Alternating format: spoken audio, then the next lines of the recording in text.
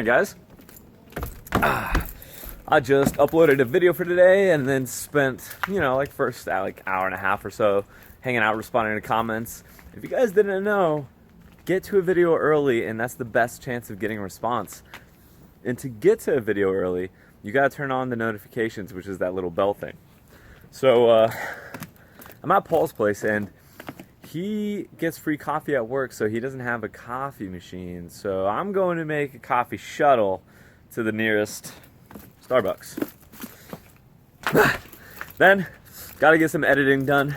And I've got a pretty exciting day ahead of me. I-9 has invited me out for a tour of the facility and a little pump track and beer hangout in the evening. Really stoked about that. They reached out to me. People don't normally reach out to me. Thanks, guys. See you soon.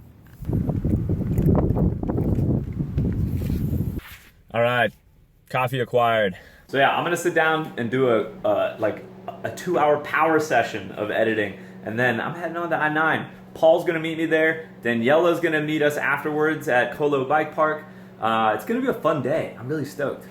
Hope you guys are enjoying that video that came out today. By the way, that Fire Mountain Cherokee Trail is so much fun. Go check it out.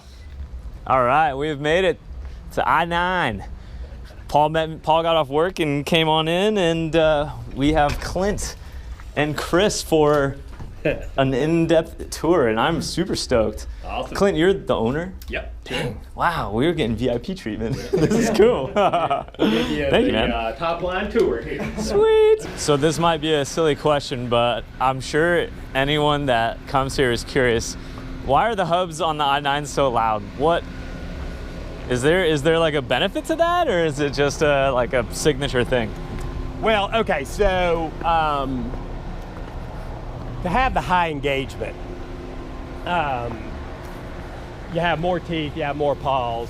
And right, which means is when you crank on your pedals, you got a immediate response. Right, yeah. Which, I'd like to explain it basically like this, so our hubs will engage in 3 degrees. Your power zone when you're pedaling is, generally when your feet are at 3 and 9 o'clock, if you look at a clock. Right. Clock. When you get to 12 and 6, you're at your weak point. Right. So you want to jump over something, go over a log, rock, make a tech move, whatever. You might be coasting and then you're surging into it or something like that. Well, if you have a typical hub that might have 10, 20 degree engagement, you can have this dead zone, which then will get you out of your power zone, and then you're just not timed exactly right and you're in your weaker point. You have to get all the way back around. Our hub, you're pretty much immediately hitting the power when you want to hit the power, so it's more predictable. You'll be able to ride more techie terrain. Your power transfer will be more efficient, stuff like that. Not just in the driving mechanism, but the way we do our spokes as well. So there's a method to the madness of the sound. Loud just for the hell of it. Yeah. Loud. Although I will say that I put a lot of time into adjusting various little components, ramp angles, materials, stuff like that, to give it as cool of a loud sound as I possibly could. I mean, it's definitely become a signature. Yeah. What the drive mechanism looks like. Oh, sweet. All right, so this ring is, of course, screwed into a hub shell. You can see it right here. So there's that drive ring screwed into the hub shell. Right. And then, of course, your cassette body would slide over that, and your cogs will go in that. How many teeth does this have? Okay, so. And what's the norm? Well, a lot of people have actually copied our drive mechanism. Yeah. So which is why you don't mind me filming it. Increasingly the norm. Okay. Although I will say this, to make a drive mechanism work effectively with this tight of an engagement, you have to have really good manufacturing processes. It's got to be accurate. It's got to, the tips of the teeth have to be hard. A lot of the things I just explained. Well, this is that thing we were just looking at, right? That was start like the EDM for so long. People have copied this, but they've used more traditional manufacturing methods, which will work for a little while, but it'll break sooner, it'll fail sooner. Stronger riders will break it right away and stuff like that. So you have to be really good on that. But how this thing works is you start out with 60 teeth. So generally speaking, to get your engagement, you take the number of teeth in your drive ring and divide it by 360 degrees in a circle, and you can get what you have. Well, if you have 60 teeth, you take 360 degrees divided by 60, you get a 6 degree engagement. We're actually 3 degrees. And how we do that If you notice right here, you see how these 3 paws are engaged and you see how these 3 are slightly disengaged? Yeah.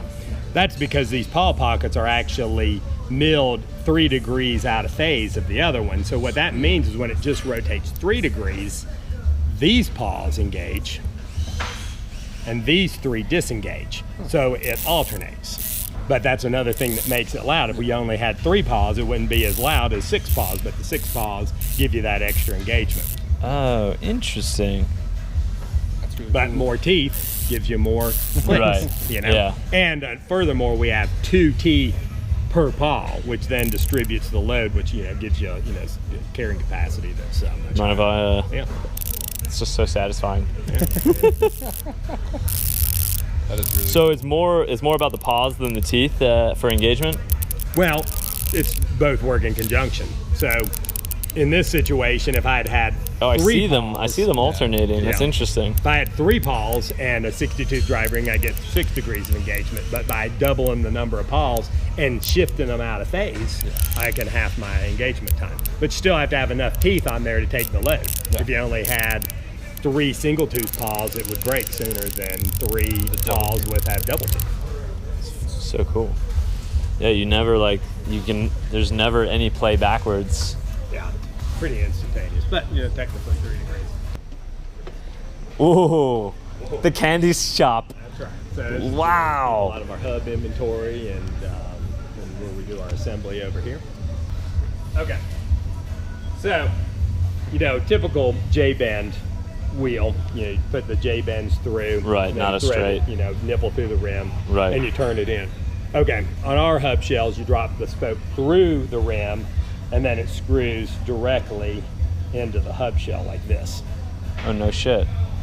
And that's how you true the wheel. And so you turn this spoke and it just draws it in and more. So it's almost like a super long 1-piece bolt that goes through. So by doing that, we eliminated the nipple, which eliminated some weight. So anytime you have a connection point. I didn't know that. No. So anytime you have a connection point, you have to have extra material to build up the strength around that connection point. But if you make it 1 piece, you can save a little bit of weight on there. But it also, every connection point is a weak point. It generally Right. has stress concentration points. So again, by getting rid of that nipple, we are able to make a spoke that's a lot stronger and it builds a lot more rigid wheel. J-bend spokes, because they go through a hole, they can pivot like that. So when you're pedaling, it'll wind up just a little bit. But because Yep. we're actually threaded directly into the hub shell, it's a much tighter interface that gives you a much more rigid situation. Plus, just the body of the spoke being thicker, Jesus. but still lighter, will give you stiffer wheels too. Wow. Of course, you got J-bend first, That is fun looking. and this is our Yeah, proprietary stuff. that they so cool. All right. This wasn't the first place, I'm assuming, right? How many? Yeah, so I mean, how we got started, actually my father started the machine shop about the same year I was born. And you start out with kind of, you know, 1 person, 1 machine. Actually, one of the first people was my mother, and I learned to walk in a little walker, you know, shoved over in the corner of the factory while they worked all the time. But, and so I was, you know, setting up machines and stuff like that, you know, like 6 years old. So, so that grew over the years. And then we started Industry 9, probably started prototyping stuff about 12, 13 years ago. Actively selling for about, I think, 11 now. And as Industry 9's grown, we've taken up more and more of the machine shop. So basically half of our machine shop is make Industry 9 parts, and then the other half makes stuff for other industries and other bicycle companies as well. I did not know that. That's really neat. Yep. So, You think you would have been able to do, well, I guess it's an obvious no. Like, you wouldn't have been doing what you're doing if it weren't for your dad and like your family business being what it was, right? That's how you know, because you know so much that other people wouldn't if they just tried to start from the scratch, you know? I mean, there's no doubt about it. You know, when you have an idea and you've grown up in a machine shop all your life, and you have you actually know how to make things, get things done. Machine, you have an idea, you go down there, you make it, you prototype, and you get it. So yeah, it's absolutely key. But then also being a biker, you knew what you needed, like, you know, the end product, how you want it to function. So that's definitely unique. You've got to be passionate about what you're doing. So, you know, you get out there and you do something you love, and then you think about like how you can improve it, how you can make it better. And then you have the capabilities to machine design, make your prototypes and stuff like that. It's great. It's key. And having the manufacturing here, you know, it's one of the big advantages we have of so many companies that get it manufactured in China. Yeah, you don't have to be over in Taiwan like Pink Bike. We don't have to be over in Taiwan. But more importantly, just think about that. You know, let's say you've designed a new product, you've started, you know, you're starting to ship it or whatever, and then you notice something, you know, it's not causing the product to fail, but you notice something could be a little better. Yeah. Hell, look a little better. Right. And you're like, you go down to your machine shop and you change it. You're going to be a lot more likely to do that than get on a plane, fly to Taiwan or fly to China and do a change. I mean, when we were developing these hub shells, and every single new hub shell that we do, you know, when we develop it, then it's like, you know, as we're going through that several month development process, I mean, we can just go through just hundreds of iterations, you know, and we do. And, you know, and it refines the look and it refines the performance. And, you know, that gives us a huge competitive advantage. So, you guys familiar, ever heard, you know, really know how anodizing works much? Nope. So I'll start from the beginning. All right, so at any rate, we put Easter eggs in them, right? Well, it's a little like Easter eggs. So what that does is it forms a chemical reaction that turns the top layer of aluminum to aluminum oxide, which makes it scratch resistant, but more importantly, it makes it slightly porous, and that's what allows the dye uptake. Take color, gotcha. If you were to take a raw aluminum hub shell and just dip it in the dye tanks, it just rinse off. When it makes it porous, it doesn't make it weaker?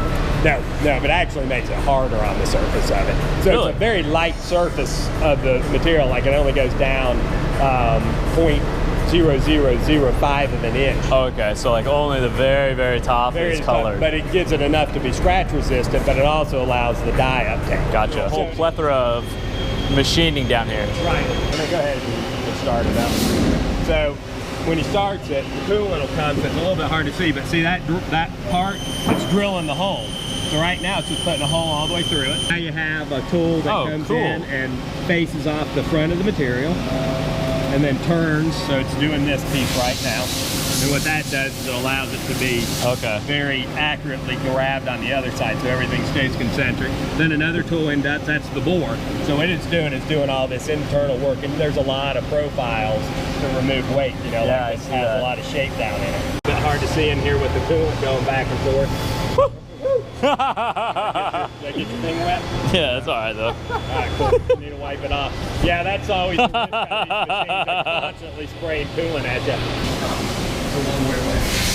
So right now you're seeing it mill the body of the hub shell. So after it's that internal done, the external part is done. I'll show you the machine on that. And here they're milling the that's so complex. Right. So you can see just the tool moving up and down, and then it indexes, and then it does another one. Wow. So this machine is taking the hub shell that has, this is a center lock hub shell, so it has all that done. And then after this machine, Wow. Yeah, this big old chunk of granite. Yeah. So this thing is flat. Like perfectly. Perfectly flat across, well, nothing's perfectly flat, but to give you a sense of how flat it is, it's flat within 0.0005 of an inch. So to put that in perspective, a human hair is 10 thousandths thick. If you divided it into 10 equal segments, that would give you 1 thousandth. And then you'd have to divide that again in half. So basically human hair, 20 segments, 1/1/20th of a human hair. How on earth is that possible? That. I know. I want to know how heavy that thing is. That's got to be ridiculous. Yeah, it's cool parts that we make. It's like a bullet. They're actually the connectors for the giant underwater fiber optic cables that go between continents. So this is made out of beryllium copper, which is one of the most corrosion resistant materials out there, and it'll basically, you know, the different segments will be laid up and that'll sit at the bottom of the ocean. That's crazy. So this aluminum spoke, even though you say it's huge, is actually lighter than the lightest steel spokes out there, or at least the lightest steel spokes that have a reasonable strength to them. A couple things we do special is we leave the thread oversized, whereas like a standard steel spoke, the thread is rolled, and so the weakest point of the thread is actually the spoke is the root of the thread because it's small. But we machine them to where they're actually bigger, so that gives you a lot of extra strength. And because they screw directly into the hub shell, they're more rigid, and it gives you a fast accelerating, deaccelerating wheel, more efficient pedal strokes, all this stuff. Haha. All the solo cups. Oh yeah, this is the hangout spot up here. Oh, you guys got a nice table. So are you coming to Colo tonight? No, I got kids. Family duty. And I have to That's fair. do ya, daddy. How many you got? 2 actually. Oh man, brave dude. Kids are actually pretty easy. You got any kids? No. You? No. I think I might have a Tinder date for the weekend. I think so. Let's play a game. Okay, let's do it. Good? 11? Sure. All right. Ah! No! That was sick! That would have been so epic. Little lucky on that. Woo! Alright. Alright, advantage you. Yep.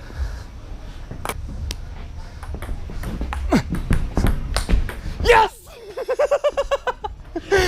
God, that was intense. I'd have to agree with this slogan. I like it. I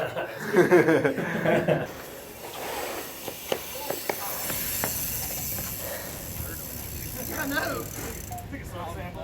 Yeah, well, just make sure to get that auger in there real deep. Pretty nice. Yeah, it is. Yeah, I'm scared. Like lost all my I know that one looked a little timid. It was small. It was very cool though. I'm scared if I try to do a little stall thing back, I'm gonna go up and it's like, because I'm like, oh man, you're trying really hard. Nope. No, that's just him. He wakes up and he's just like that. Yeah. 7 in the morning. Post-work rides at I-9. Not bad.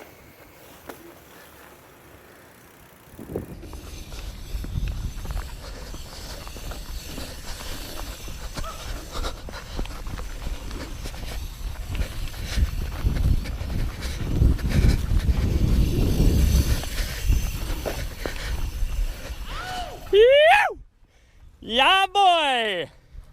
Hey, hey, hey, ha, ha, ha. Yeah! Ah, ah. Wicked. You think I was playing with you?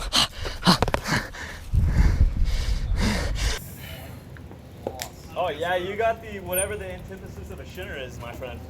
Yeah. The cappy. Yeah. Get the monster together. Camera.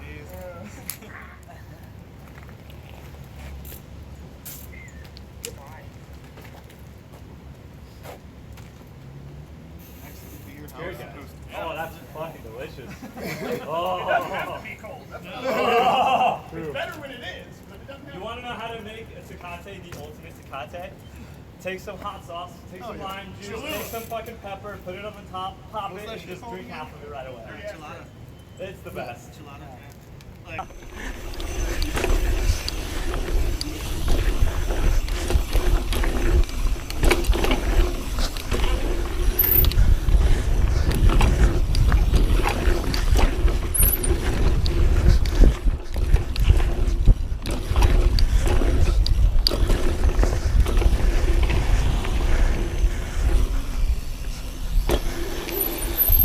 That was pretty fun. Yeah.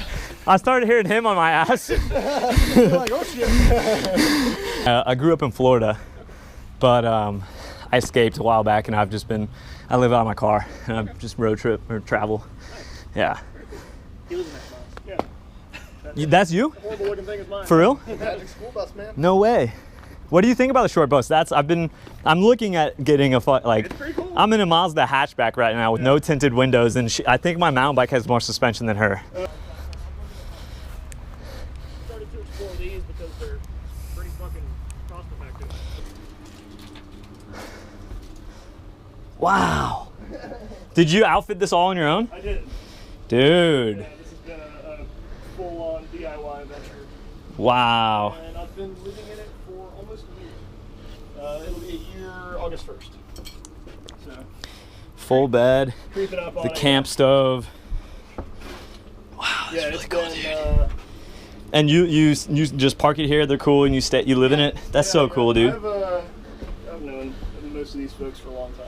Wow. This is really neat. Do you have it? No, that's not a second fan. That's not a second fan. I do plan to put one over the bed though, just because when it's real hot, it's nice to have ventilation right over It's top. all insulated? Yeah. Cool. It's this like foam board stuff. It's not denim, not the spray stuff, like the actual board. Yeah, it's the metal laminated, what have you. What? I forgot your name, by the way. Chad. Chad. Yeah. Alex. Alex. So cool, man. It's so much room. You got you putting your crash pads to work. Crash pads at the couch. Tons of storage. My problem is I got to be able to fit a ton of bikes, but like that's quite a bit of space. That's my garage underneath there. So and you can access it from the back. I can access it from the back. Typically the bikes live in there, but since I've basically been Yeah. here, they've been just been out of the Were you happy that you put a shower in? That's one thing that I don't think I'll do. I mean, if you've got the space, there's no reason not to. This is really, I like this, man. This is so big. Yeah. It's so much space. And yeah, like I was saying about the windows, I used to think that I didn't want windows for privacy, but now I think I want windows for the sunlight and ventilation. Yeah. Dude, I'm in. And you know, the other thing is that it's not like I'm struggling to live out of my car. No, sure. It's easy. Yeah, it's so easy. Especially when I go out west, it's free camping everywhere. Pretty much. Just BLM land. BLM land is fucking nice. It is. The only thing that I can't do well is keep my bike safe, and that's what worries me. Because if I lose my bikes, I can't afford to get new ones. It's like that's my life. Yeah. So having them on top.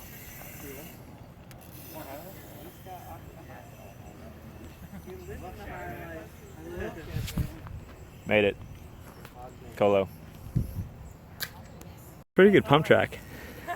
You should try this bike. Try that bike? Yeah. It's way easier to generate speed when you have no suspension. This feels much better on the dirt jumper, by the way. I was on my full squish last time.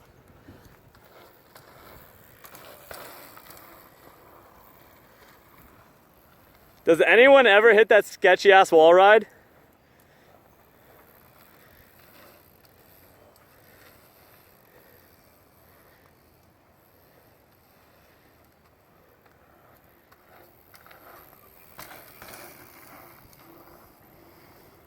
I don't think so. Do the log. Oh, he did it. Nice! It's so awkward. Hello. Coming down the middle jump line. This is proof for Teresia, I imagine. Control that speed right now. Oh yeah! Woo! She's flying. You came in that first two cooking. Ew! That was incredibly fun. I just got back to Paul's place. Colo Bike Park was an enormous success. There was a lot of good people there that were just really into biking and really into having other people get on bikes, and everyone was just hanging out, having a good time. I don't know where any of the lights are in here. Ah, lights.